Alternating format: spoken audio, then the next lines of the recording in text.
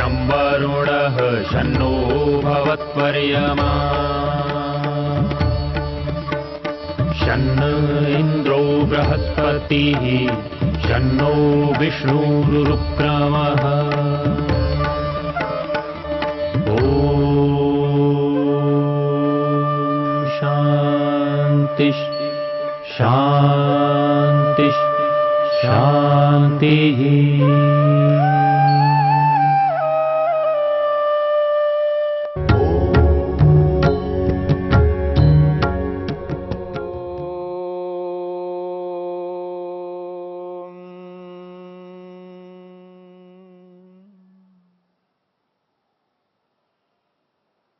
समाधिपाद के 49वें सूत्रों तक हमने विचार किया है।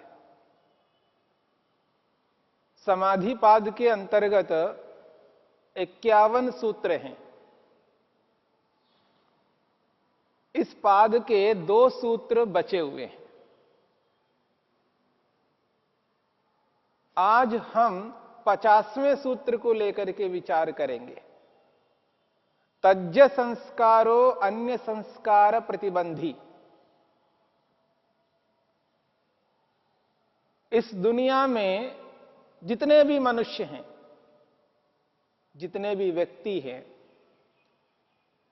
कोई ऐसा व्यक्ति नहीं है जो बिना जानकारी प्राप्त किए रह सकता हो, बिना ज्ञान को प्राप्त किए हुए रह सकता हो। पूरी दुनिया में कोई ऐसा व्यक्ति नहीं है जो बिना कर्म किए रह सकता हो।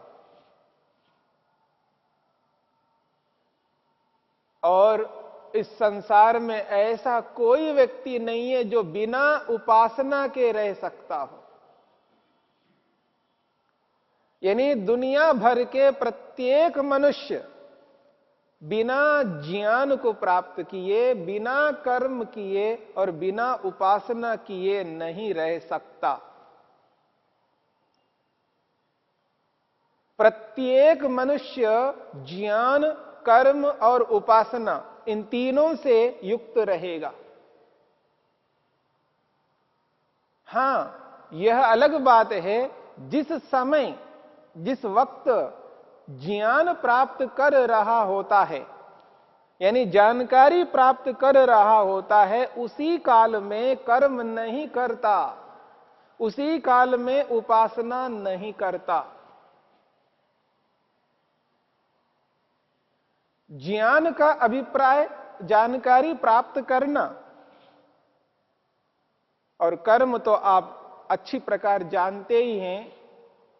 जो भी क्रियाएं हम करते हैं, चाहे खाने के, पीने के, आने के, जाने के, लेने के, देने के, जितने भी कर्म हैं, जितनी भी क्रियाएं, इन्हीं की तो कर्म कहते हैं। कोई ऐसा व्यक्ति नहीं है इस प्रकार की क्रियाओं को किए बिना रह सकता हो।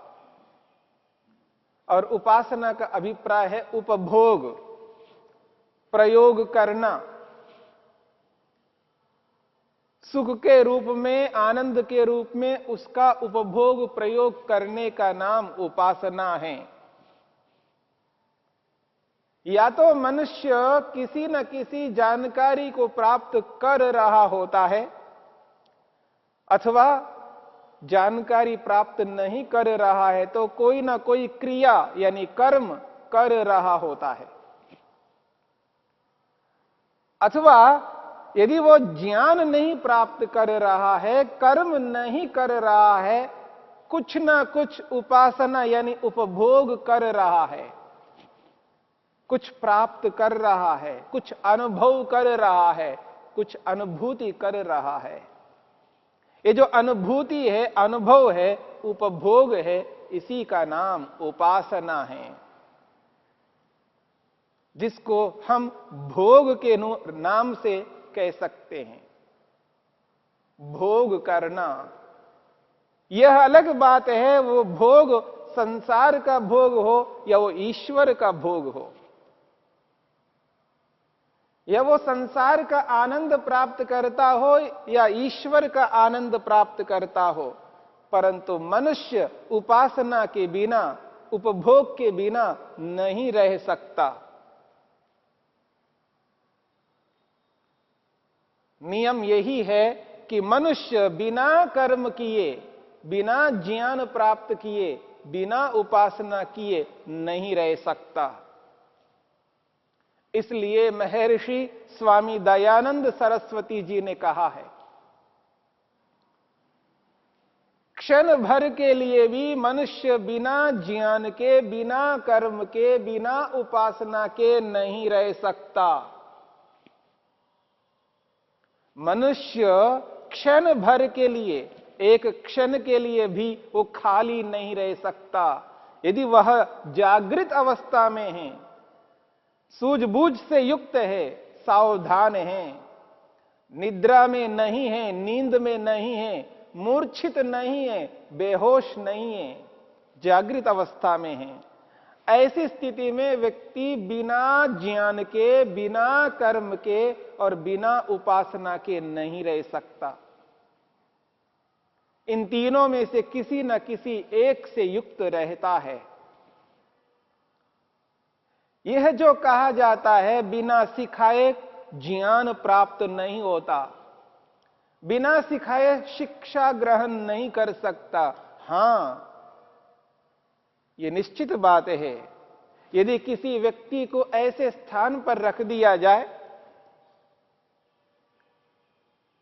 वो पशुओं में रख दिया जाए, जानवरों में रख दिया जाए, वहां कोई भी मनुष्य ना हो, तो वो पशुओं से सीखता है। उतना ही सीखेगा जितना वो पशु करते हैं, पर सीखेगा अवश्य है, जानकारी अवश्य प्राप्त करेगा।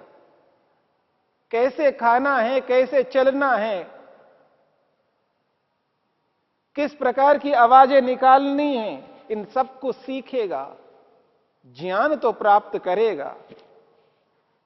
बिना ज्ञान प्राप्त किए वो नहीं रह सकता। और जैसे वो पशु कर्म करते हैं वैसे कर्म वो भी करेगा, और जैसे वो उपभोग करते हैं पशु, वैसा ही उपभोग करेगा। और यदि वो मनुष्यों के बीच में रहता है तो मनुष्यों के समान ज्ञान प्राप्त करेगा, मनुष्यों के समान कर्म करेगा और मनुष्यों के समान उपासना करेगा। पर बिना ज्ञान को प्राप्त किए, बिना कर्म किए, बिना उपासना किए नहीं रह सकता। यह अटल शाश्वत सिद्धांत है, सार्वभौम सिद्धांत है, यूनिवर्सल लॉ है।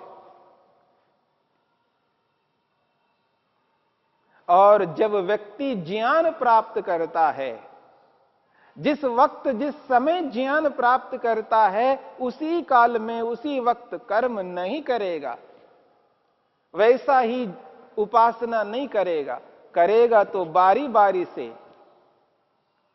यानी ज्ञान प्राप्त करते समय कर्म और उपासना नहीं कर रहा होता है, कर्म करते समय ज्ञान और उपासना को प्राप्त नहीं कर रहा होता है, उपासना के वक्त ज्ञान और कर्म को नहीं कर रहा होता है।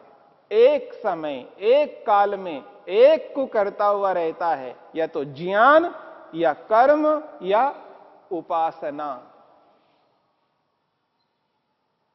और मनुष्य के पास में एक ऐसा साधन है जिस साधन के कारण से मनुष्य मनुष्य बन जाता है और मनुष्य पशुत्व को प्राप्त होता है और मनुष्य एक देवत्व को प्राप्त कर लेता है, जिसका उपयोग कर लेने पर, जिसका सदुपयोग कर लेने पर व्यक्ति मनुष्य जीवन के प्रयोजन को पूर्ण कर सकता है। उसका नाम मन है। इस मन के आश्रय से ही सारा का सारा योग टिका हुआ है। मन ही मनुष्य को मनुष्य बनाता है और मन ही मनुष्य को पशुत्व तक ले जाने वाला है। मनुष्य पने से वो हटाने वाला है और देवत्व को प्राप्त कराने वाला है। उसका उपयोग करना, उसका प्रयोग करना, उसके साथ ढंग से व्यवहार करना, ये आत्मा का काम है। इसलिए इस बात को समझने का प्रयत्न करना है जो भी ज्ञान प्राप्त करते हैं, जो भी कर्म करते हैं और जो भी उपासना हमसे होती है, इन सब की छाप मन पर पड़ती रहेगी और इसी छाप को संस्कार कहते हैं। ये जो संस्कार है, ये संस्कार ज्ञान से संबंधित संस्कार, कर्म से संबंधित संस्कार और उपासना से संबंधित संस्कार, तीनों संस्कार मन पर हैं। अब ये संस्कार जितने भी बनाते जाएंगे, वो संस्कार मनुष्य को आगे नए नए कर्म कराने में कारण बनेंगे। संस्कार से प्रेरित होकर के व्यक्ति फिर ज्ञान प्राप्त करता है, कर्म करता है, उपासना करता है। फिर ज्ञान प्राप्त करते ही उस ज्ञान का संस्कार मन पर पड़ता है, कर्म का संस्कार मन पर पड़ता है और उस उपासना का संस्कार मन पर पड़ता है। छाप सबकी पड़ती है। इसलिए इस बात को समझने की चेष्टा करनी है। जो भी हम ज्ञान प्राप्त करते हैं, उसका संस्कार मन पर पड़ेगा। कर्म करते हैं उसका भी संस्कार और उपासना करते हैं उसका भी संस्कार, सबके संस्कार मन में अंकित होते रहते हैं। ये जो छाप है वो इसी प्रकार पड़ती रहेगी। न जाने जन्म जन्मांतरों से ये संस्कार मन पर आ रहे हैं और वर्तमान के संस्कार मन पर आ रहे हैं। इन समस्त संस्कारों से युक्त होकर के हमारा मन, जैसे जैसे संस्कार मन में रहते हैं, उन संस्कारों के अनुरूप वैसे वैसे कर्म करने लगता है व्यक्ति। इसलिए संस्कारों का महत्व हमारे जीवन में सर्वाधिक है।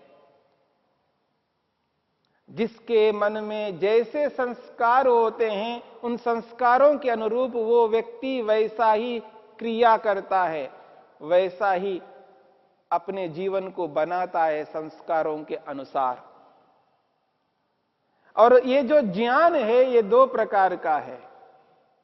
एक शुद्ध ज्ञान है और एक अशुद्ध ज्ञान है। जानकारी शुद्ध भी होती है, जानकारी अशुद्ध भी होती है। ठीक इसी प्रकार कर्म भी दो प्रकार के हैं, एक शुद्ध कर्म और एक अशुद्ध कर्म, यानी पाप कर्म और पुण्य कर्म। इसी प्रकार उपासना भी उसी प्रकार की होगी, एक शुद्ध उपासना, एक अशुद्ध उपासना, यानी उचित उपासना, अनुचित उपासना। यानी जिसको भोगना नहीं है उसको भोगना, ये अनुचित उपासना है। जिसको भोगना चाहिए उसको नहीं भोगा जा रहा है, वो उचित उपासना है। इसलिए दो प्रकार का ज्ञान, दो प्रकार के कर्म और दो प्रकार की उपासना, ये मनुष्य के जीवन पर निर्भर करता है। मनुष्य की जो दिनचर्या है उसके ऊपर निर्भर करता है। मनुष्य का जो परिवेश है उसके ऊपर निर्भर करता है। वो किस माहौल में रहता है, किन लोगों के साथ में रहता है और वो किस प्रकार का ज्ञान, किस प्रकार का कर्म और किस प्रकार की उपासना कर रहा है, उस पर निर्भर करता है कि उसके मन में किस प्रकार के संस्कार पड़ रहे हैं। इसलिए संस्कारों पर विशेष रूप से ध्यान देना होगा। आज हमारे जो कर्म हैं, हमारी जो उपासना है, हमारी जो जानकारी है, वो यदि अच्छी अगर रहेगी तो निश्चित बात है संस्कार भी अच्छे पड़ेंगे। यदि व्यक्ति अपने मन में अच्छे संस्कारों को रखता है तो समझ लीजिएगा उन अच्छे संस्कारों के कारण से अच्छी जानकारी प्राप्त करेगा, उन अच्छे संस्कारों के कारण से अच्छे कर्म करेगा, उन अच्छे संस्कारों के कारण से अच्छी उपासना करेगा। ये एक दूसरे के कारण बनते हैं। शुद्ध ज्ञान से शुद्ध ज्ञान का संस्कार शुद्ध कर्म से शुद्ध कर्म का संस्कार, शुद्ध उपासना से शुद्ध उपासना का संस्कार मन में पड़ते हैं। यदि शुद्ध ज्ञान का संस्कार मन में है तो उस शुद्ध ज्ञान के संस्कार से अगला वो शुद्ध ज्ञान ही प्राप्त करेगा। शुद्ध संस्कार मन में है कर्म के तो अगला कर्म वो शुद्ध ही करेगा। यदि शुद्ध उपासना मन में है तो अगली उपासना वो शुद्ध ही करेगा। इसलिए इन संस्कारों को समझना है। संस्कारों का महत्व जीवन में इतना अधिक है, संस्कार ही उसको एक मार्ग पर ले जाते हैं। यदि उसको ऐसा मार्ग मिलता है जिस मार्ग में व्यक्ति जाकर के अपने प्रयोजन को पूरा नहीं करता है तो ऐसे मार्ग पर नहीं चलना है। और यदि ऐसा मार्ग पर वो चल रहा हो जिस मार्ग पर चल करके अपने प्रयोजन को पूरा करता है तो उसी मार्ग पर चलना है और वैसे संस्कारों को उत्पन्न करना है। दो प्रकार के मार्ग उपनिषदकारों ने बताए हैं, एक प्रेय मार्ग है और एक श्रेय मार्ग है।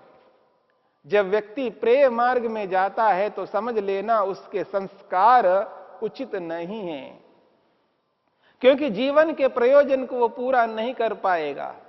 और यदि श्रेय मार्ग पर चलता है तो समझ लेना उसके संस्कार उचित हैं, क्योंकि वो उसी मार्ग पर चल करके अपने प्रयोजन को पूरा कर सकता है। इसलिए श्रेय मार्ग को अपनाना है, प्रेय मार्ग से हटना है। यही योगाभ्यासी का मुख्य कर्तव्य है। जिसने योग को अपने जीवन में धारण किया है, जिसने योग को अपनाया है और योगाभ्यास प्रारंभ किया है, उसका मार्ग श्रेय मार्ग होना चाहिए, उसका मार्ग प्रेय मार्ग कभी नहीं होना चाहिए। इसलिए महर्षि पतंजलि कहना चाहते हैं, संस्कारों को जानो समझो, तज्ज संस्कारो अन्य संस्कार प्रतिबंधी। ये जो सूत्र है, यदि सूत्र को हम हृदयंगम कर लेते हैं तो हमें ये बोध होगा कि संस्कारों का महत्व क्या है और संस्कार क्या करते हैं।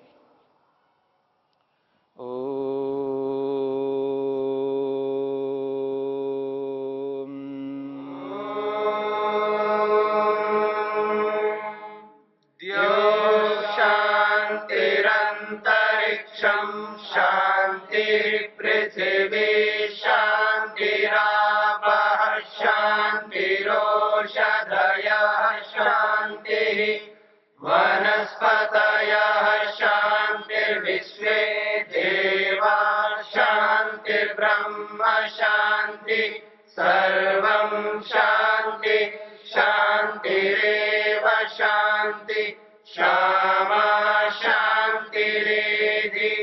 ओम शांति शांति शांति।